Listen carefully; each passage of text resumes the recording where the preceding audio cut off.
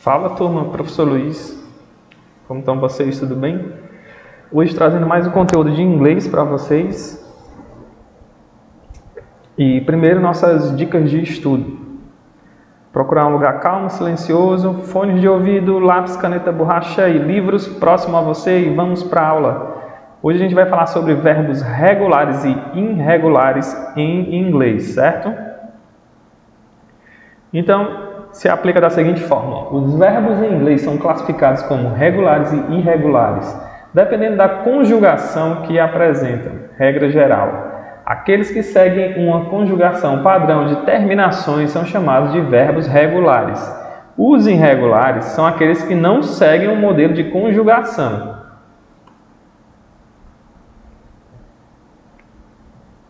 E aqui na nossa tabela a gente vai ver alguns exemplos.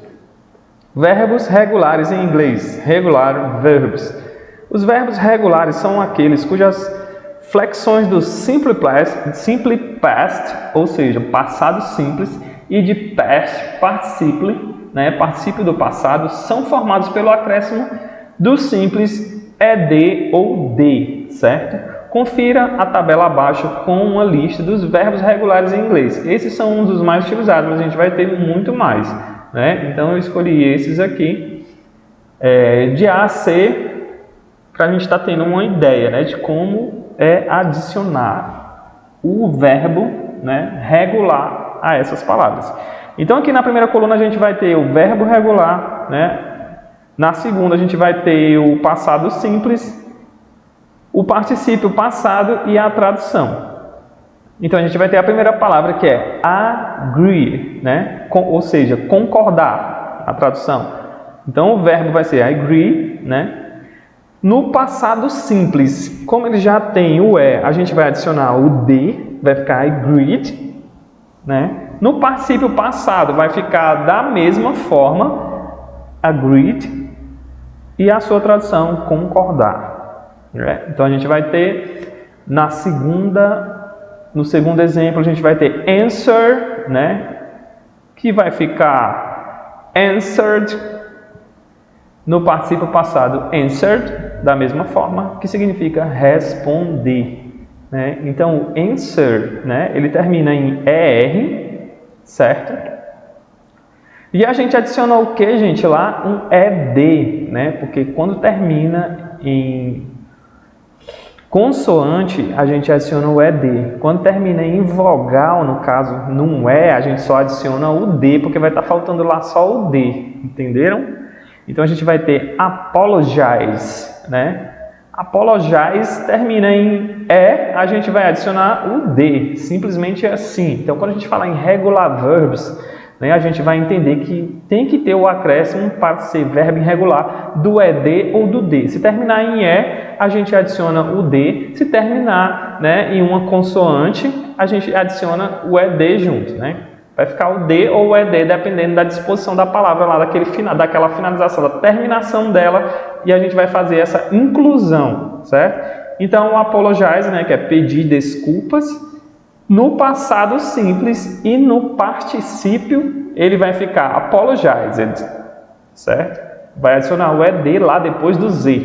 Então, a gente vai ter aqui, no outro exemplo, ask, Ask, que é perguntar, Para ficar perguntar, o ask. Então, a gente vai adicionar o que depois do K? Consoante, ED, Depois do K, colocou o ED. E no passado simples vai ficar asked.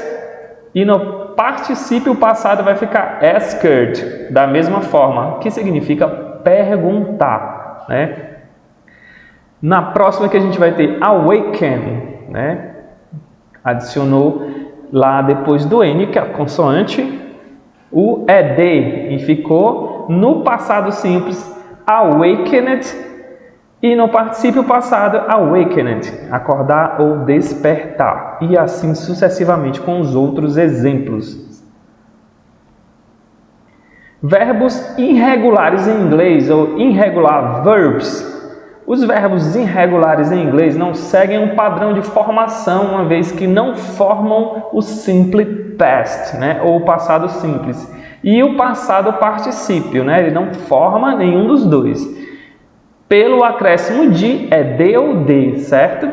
Por esse motivo, a melhor maneira de saber os verbos irregulares é memorizá-los, né? Então, a gente vai ter que memorizar esses verbos, são muitos deles, certo? Mas quando eles terminarem lá, que fizer aquela terminação, a gente vai saber que eles não adicionam o ed ou d como você memorizou, você vai saber que aquele dali não é um regular verb, né? Ele é um irregular, e o irregular ele não toma a regra de ed e d, né? Por esse motivo, a melhor maneira de saber os verbos irregulares é memorizando-os. Confira abaixo a lista de verbos irregulares em inglês. Então a gente vai ter aqui o exemplo de alguns verbos irregulares. E a gente vai começar com be, né? Was, para simple past.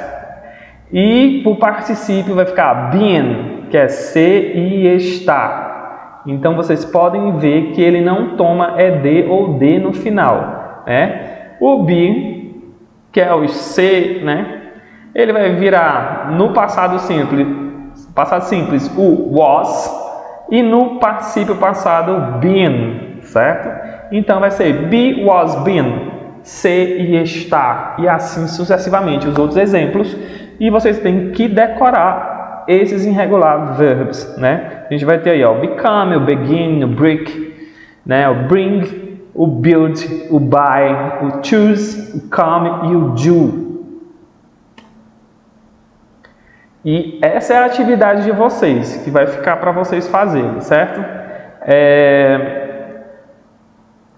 Um exercício, né, onde você vai ter que escolher a melhor opção, né, para já tomar de exemplo aí como é que vai ser mais ou menos a nossa prova. Ela vai ser múltipla escolha, né, e vai ter opções de múltipla escolha para você completar e escolher, né, a forma que mais se adequa, né, que fica melhor lá, mais bem aplicada nas orações, né? Então você vai escolher uma dessas opções e vai estar marcando aí. Tenta fazer na memória aí ou escreve no caderno, ok? E a atividade vai ser livro, página 26 e 27, né? E na página 27 tem uma cópia e tradução, ok? E a gente vai ficando por aqui.